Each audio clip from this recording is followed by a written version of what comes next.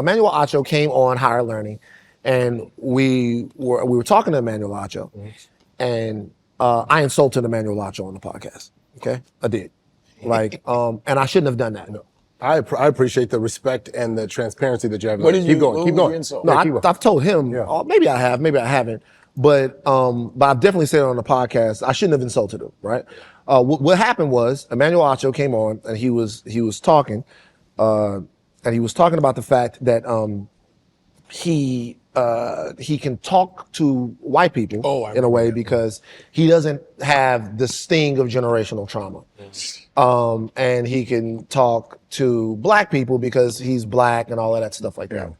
So what I said, I completely meant. Okay, I said that he was an emotional butler for white people. Damn.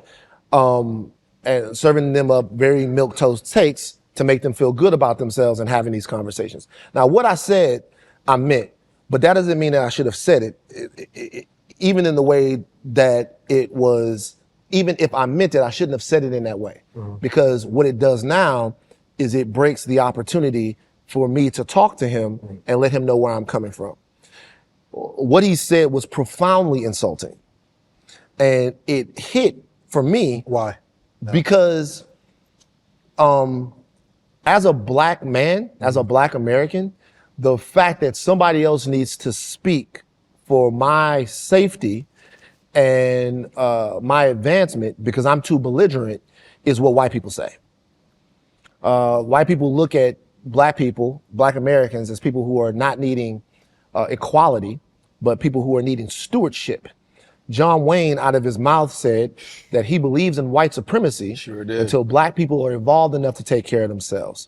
If I'm not going to take it from John Wayne, I'm not going to take it from Emmanuel Acho. Okay? So, and I don't know even that he had investigated that statement enough to know the way that it came out.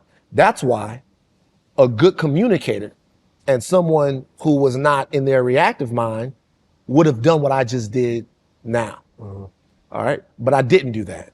What I did was sometimes what we do when we're in front of these cameras and stuff like that, I try to serve them. Put on. Right? Not that I didn't mean it, not that that's not what I wouldn't have said if we were on the street somewhere, but it wasn't the best way to build something right there. Did you ever reach out to him privately? We talked after that. You did? We did, which was why I was sort of surprised that he came on. It's not like that's been the end of my criticism of Emmanuel Acho, and we don't look at things the same way. I watched a bunch of the stuff that he was doing, and I thought that it was whack, but he was doing what he thought that he needed to do. A better version of myself is the version that can say, how do we have a conversation about this that is both about two different people who want to help, right? Who have the same goal, but might have different programming about how to get there. So, but that's not what I did.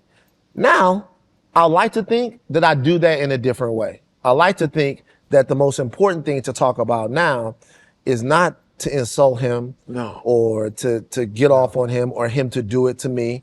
But to have a conversation about why that framing is wrong-headed and what that is really based in. And either we agree or we don't agree, but we both leave with a mutual respect for where we're coming from. Because now, I'm not in it to win arguments anymore.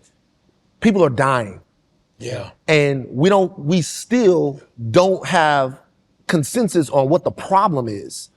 So if I can leave the earth having illuminated the problem worldwide, on a macro level, on a micro level, in what we're talking about right now, if I can help illuminate the problem, I'll feel better about where things are. I've spent a lot of time with Acho, and I know his heart.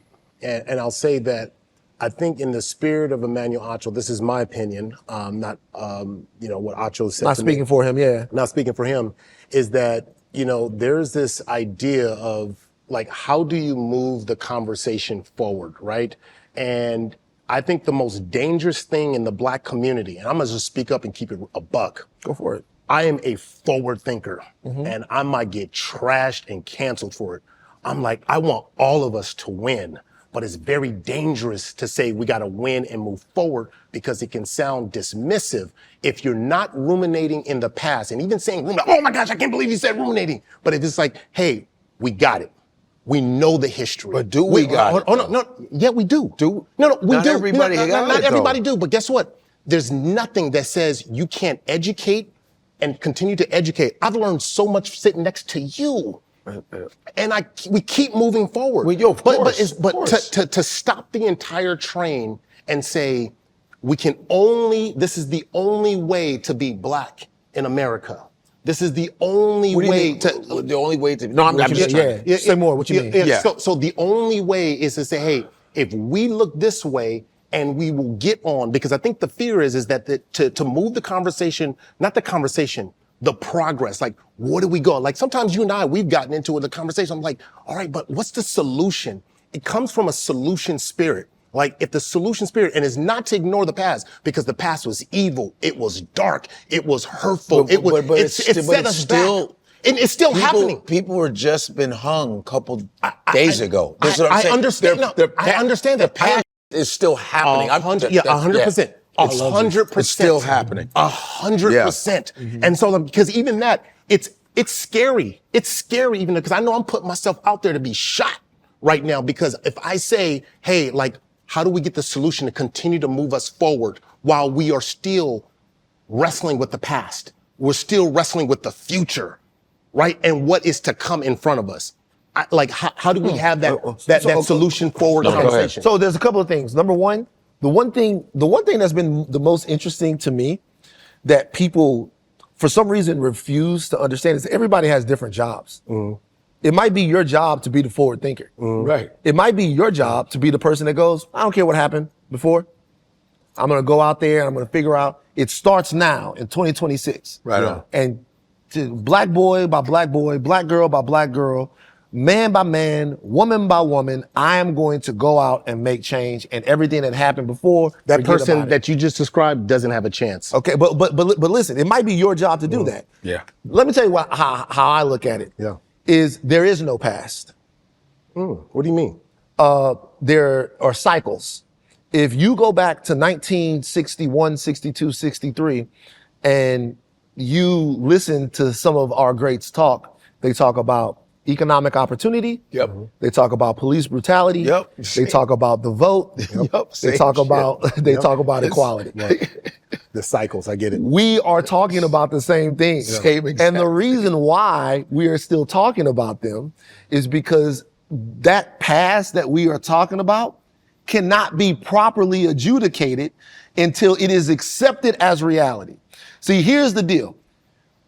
Everything that America has asked black people to do, to be equal participants in America, black people have done it. Yes. Yep. Yeah. So America said, go out and buy land. We went out and bought land. We own more land in 1905 than we own now. Right now, the top 5 landowners in this country own more land than all of black Americans combined. You know, you got the, so go out and establish economic hubs and centers. Forget about everybody else. We did that. Like, go out and establish it for yourself. We did it. In Tulsa. They came and firebombed it from the sky. Tulsa. Yes. Yeah. Not the Tulsa, the Philly, entire even red Philly. Summit. Everywhere. Yeah. They said every time we've done it, white America said no. Yep. And when they couldn't get Tulsa with firebombs from the sky, they put a freeway through it with urban renewal. That's right. Everything that we've done, educate yourself. Right. Okay, so we go out, we establish the HBCUs, they defund the schools. There's a glitch